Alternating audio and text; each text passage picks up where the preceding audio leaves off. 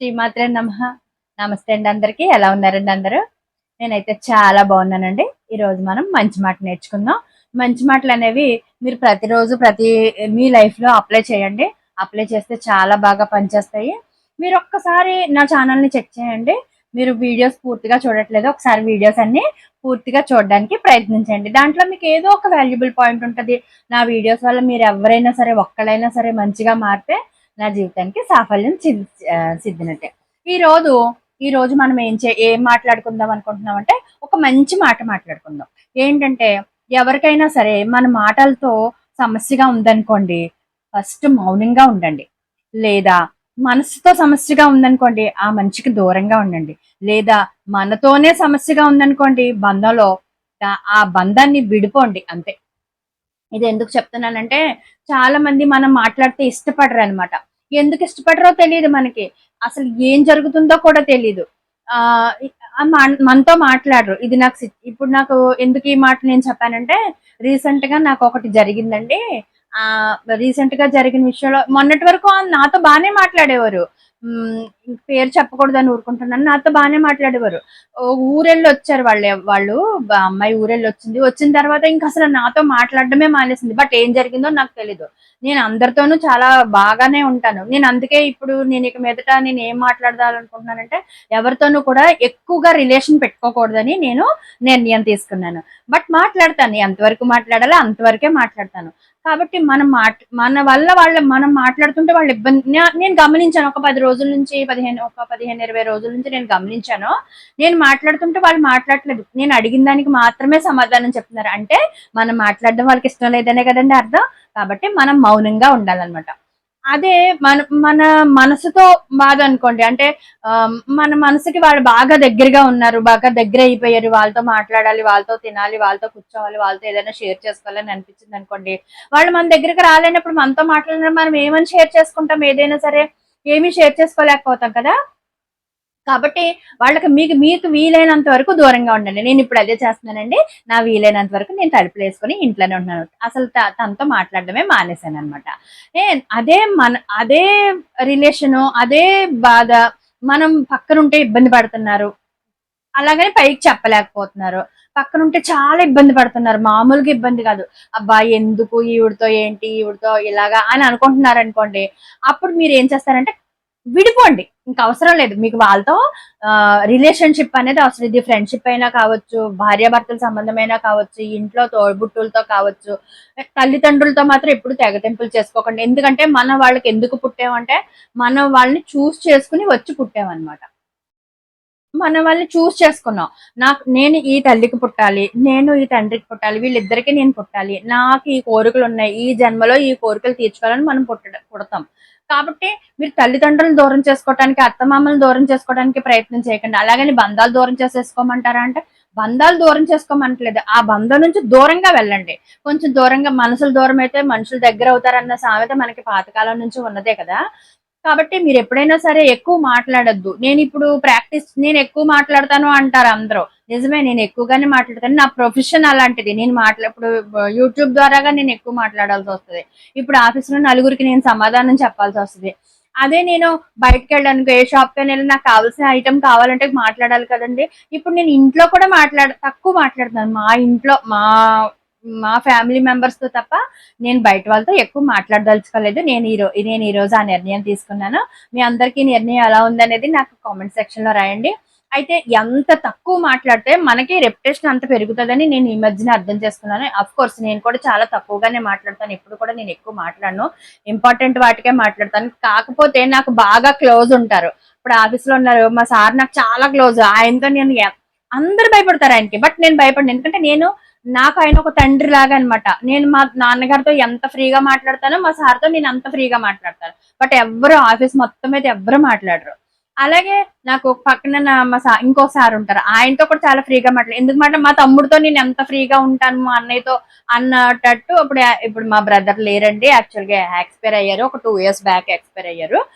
మా బ్రదర్ తో నేను ఎంత ఫ్రీగా మాట్లాడతాను, ఏరా ఏంట్రా అన్నట్టు ఎలా అలాగే నా పక్కన ఉన్న తనతో కూడా నేను అంత ఫ్రీగానే మాట్లాడతాను. అంతే తప్పితే మిగిలిన బయట వాళ్ళతో నేను అసలు ఎప్పుడు అంత ఫ్రీగా మాట్లాడను. ఒక ఇద్దరు ముగ్గురు ఫ్రెండ్స్ ఉన్నారు, వాళ్ళతో మాత్రమే జోక్స్ అవి వేస్తూ ఉంటారు. కాబట్టి మీరేంటి మితంగా మాట్లాడడానికి ప్రయత్నం చేయండి. ఇంకొకటి ఏంటంటే మన వల్ల మన మనసుతో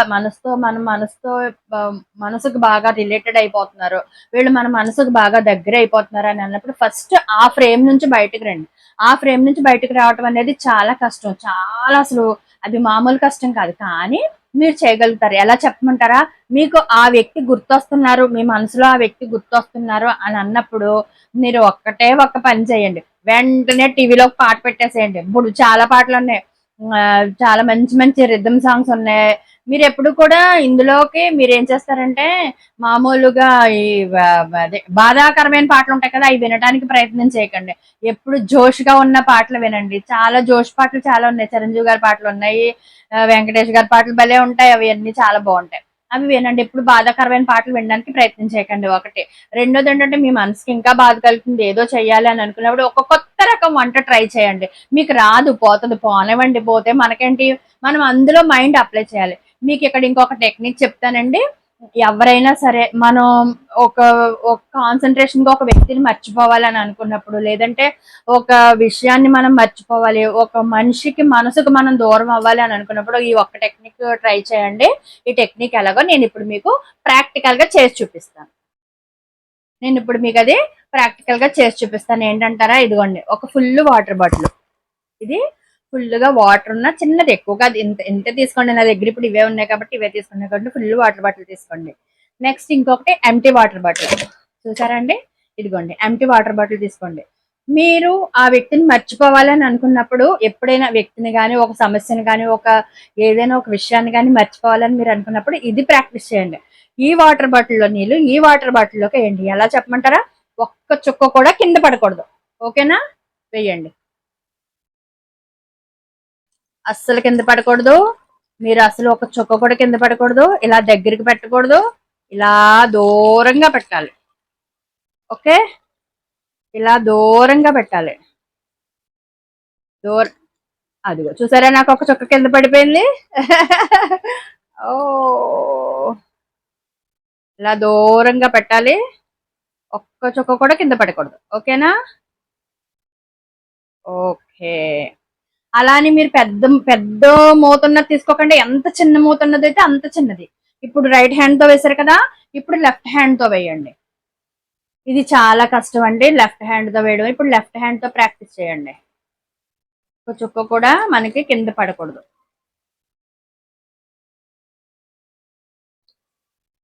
పడుతుందా? పడిపోయిందా? పడదు. ఎందుకంటే నా మైండ్ నేను అంత స్టేబుల్ గా నేను పెట్టుకున్నాను అనమాట. నా మైండ్ నాకు చాలా స్టేబుల్ గా ఉంది కాబట్టి యా ఎస్. ఓకే, నేను చేశాను అనమాట. అలాగే మీరు కూడా ఏం చేస్తారంటే ఇలాగే ఒక టెక్నిక్ చేయండి. అలాగే గ్లాస్ లో పెట్టుకుని బిందులో వేస్తానని అనకండి. ఓన్లీ వాటర్ బాటిల్ మూత చిన్నగా ఉండాలి. అది కూడా ఒకటి ఎంటీ బాటిల్, ఒకటి ఖాళీ ఫుల్ బాటిల్ వేయండి.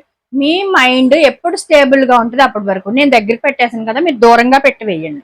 ఇలా దూరంగా పెట్టి వేయడం వల్ల ఏమవుతుందంటే మీకు మైండ్ స్టేబుల్ గా, ఎంత స్టేబుల్ గా ఉంది, ఎవరిని మర్చిపోవాలనుకుంటున్నారు అనే దాని గురించి మీకు తెలుస్తుంది అనమాట. ఓకే, నాకైతే కింద పడ్డాయి ఇప్పుడు వేసాను కాబట్టి.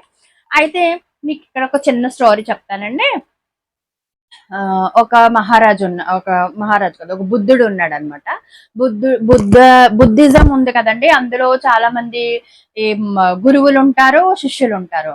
ఒక శిష్యుడు వచ్చి ఆ ఒక శిష్యుడు, అందరూ చాలా మంది ఉంటారు కదా, అందులో ఒకే ఒక శిష్యుడు వచ్చి, గురువు గారు నన్ను రోజు వాళ్ళు తిడుతున్నారు. జనరల్ గా ఇప్పుడు టీజింగ్ అంటాం కదా, కాలేజెస్ లో చిన్న చిన్న పలానా స్టూడెంట్స్ నన్ను అస్తమని ఏదో ఒకటి అంటున్నారు.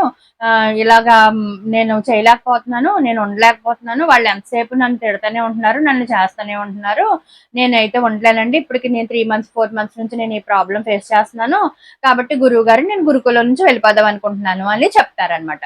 చెప్తే ఆహా అలాగా సరే అయితే రేపురా నీకు సొల్యూషన్ చెప్తాను అనేటప్పటికి ఇతను పొద్దున్నే లేచి గబగబా తయారైపోయి స్నానం చేసి అన్ని చేసేసుకుని ఆయన జపతపాలన్నీ చేసేసుకుని గురువుగారి దగ్గరికి వెళ్తారు. వెళ్ళిన తర్వాత గురువుగారు మీరు ఈ రోజు రమ్మన్నారు కదా చెప్తాను, నాకు సొల్యూషన్ చెప్తాను అని అన్నారు కదా అని అంటే, ఓహో చెప్తాను అన్నానా, సరే ఈ రోజు నాకు వేరే పని ఉంది, ఈ రోజు రాదు రేపు రా అని అంటాడు అనమాట. మళ్ళీ అలాగే రేపు మళ్ళీ అలాగే 1 వీక్ తిరిగిన తర్వాత ఇతనికి సహనం చచ్చిపోద్ది. ఇదేంటి చెప్తానంటున్నాడు చెప్పట్లేదు, చెప్తానంటున్నాడు చెప్పట్లేదు అని చెప్పేసేసి ఆ, ఆ, అని గబగబా వెళ్ళి 7 days అయిపోతుంది అప్పటికి. వెళ్ళి గురువుగారు మీరు రోజు ఈ రోజు చెప్తాను రేపు చెప్తాను అని అంటున్నారు, ఇంకా నేను ఉండలేనండి నేను వెళ్ళిపోతానండి అన్నాను. సరే అయితే ఈ రోజు చెప్తానని ఒక స్పూన్ తో కొంచెం వాటర్ స్పూన్ లో వేసి స్పూన్ తో వాటర్ పట్టుకొని ఈ వాటర్ ని చుట్టూ మన ఆశ్రమం చుట్టూ, అంటే ఇది పర్ణశాల కదా, ఈ పర్ణశాల చుట్టూ తిరిగి ఎంత టైం పట్టిందో చూడు. కరెక్ట్ గా ఒక్క చుక్క కూడా నీరు కిందకి పడకుండా నువ్వు వెనక్కి రావాలి. అప్పుడే నీకు నేను సొల్యూషన్ చెప్తాను అని అంటాడు అనమాట. సరే అని చెప్పి ఆ స్పూన్ తోటి ఇలా ఇలా ఇలా ఇలా ఇలా పట్టుకొని చుట్టూట తిరుగుతాడు. ఒక్క చుక్క కూడా కింద పడకుండా తీసుకొస్తాడు. తనకి మార్నింగ్ 7 ఆ టైంకి బయలుదేరితే ఒక్క చుక్క కూడా కింద పడకుండా తీసుకురావాలి, ఆశ్రమం చుట్టూ తిప్పి తీసుకురావాలి అనేటప్పటికి ఈవినింగ్ 4 అవుతుంది అనమాట.